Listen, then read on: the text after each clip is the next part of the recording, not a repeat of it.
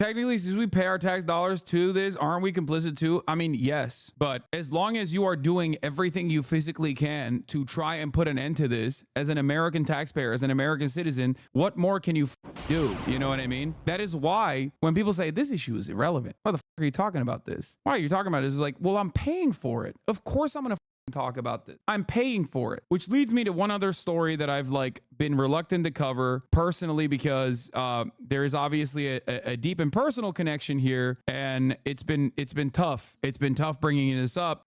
Israel killed a TikTok Instagram influencer in Gaza whose name is Medo Halimy. His name is Medo Halimy. He was 19 years old, and Israel killed him. His last post was 3 days ago talking about, and he is just like with Omar and Muhammad on the Omar Hirsch show, he was documenting his daily life experiencing a genocide.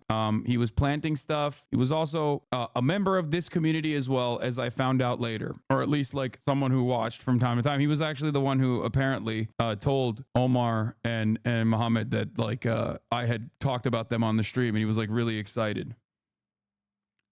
Let's here's Owen Jones's coverage on the matter. I just want to show you one last thing.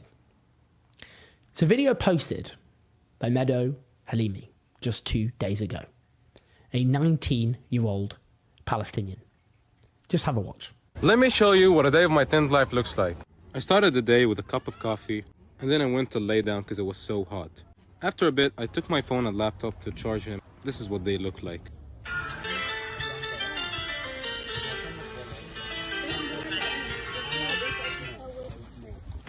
And when I got there, I ordered a lemonade.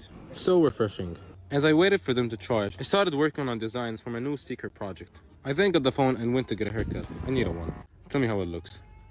Right now it's 6 p.m, so I'm almost done with everything in my day. I went to the tent cafe to get connected to the internet, and I edited the video. Then I went live on TikTok. And that's it for today. Don't forget to drop a follow and like the video. Friends of Medo Halimy now report that he has succumbed to the wounds that he had suffered after an airstrike, an Israeli airstrike in Gaza, left him in a coma. Go to his Instagram profile, Medo_Halimy. Go look at his videos. This was a young man who lived, who despite unbearable circumstances so hellish that virtually none of us can really imagine what they're like. Full of joy, full of happiness, and despite it all, full of love for life.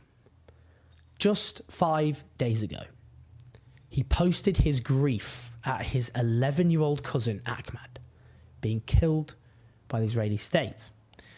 And in that piece mourning his slaughter, he also mourned those other innocent Palestinians who have been butchered alongside him. And he finished that post with the following. Each one of them had a life, dreams, talents, hopes, and people whom they loved. No one deserves this. No one does deserve this. 11-year-old Ahmed did not deserve this.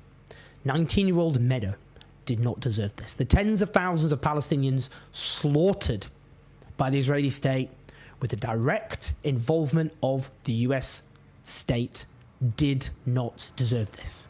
This genocide has to end. We have to stop it. We have to fight with everything we have to end this genocide.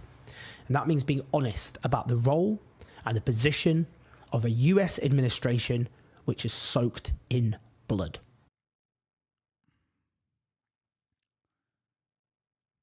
Viva Palestine talks about his background a little bit as well. Specifically what he aspired to do. He had a greenhouse. They do something of planting every day until this genocide is over. A lot of you ask me why I plant. Planting for me is a form of resistance. I bring life to earth. They're taking away life, but I'm bringing it to earth. And I hope that my plants have strong roots to the ground, just like we Palestinians do. Today I'm not planting. I had to fix the farm, expand it a little bit, and I'm gonna show you guys how my farm looks like since a lot of you have been asking. Let's check out my melons. They have flowers now. Look at that. This is my watermelon. Luchia over there. Lima beans. Looking pretty good. And menta right now. She's not mentita anymore.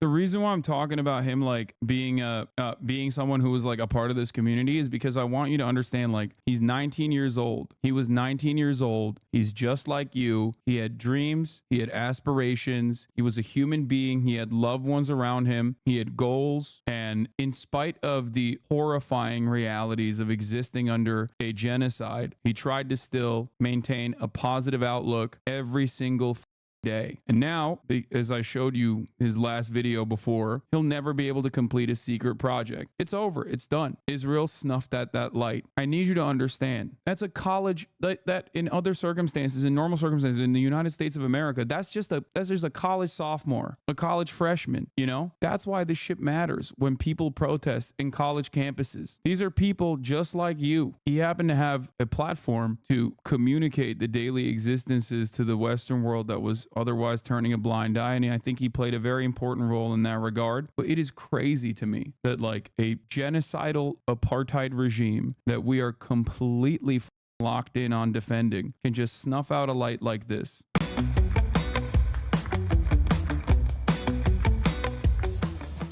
Splendid. They threw something. And he spent a whole bunch of time over and over again. Medo would sit and explain what daily life looked like for people who clearly didn't give a shit. I'm so angry. This is what he had to spend time doing just so people would hear and believe him. And Israel murdered him regardless. I thought there was no electricity. How are you charging phones? Someone in the past created something called solar panels. They basically create electricity from, solar energy. And that's basically what we're using. A lot of people had them before this whole thing started. And when they ran away, they took them with them, and now they charge for people. Of course, we have to pay for it. So like, I pay $1 daily to charge both my phone and laptop, but that's how we charge.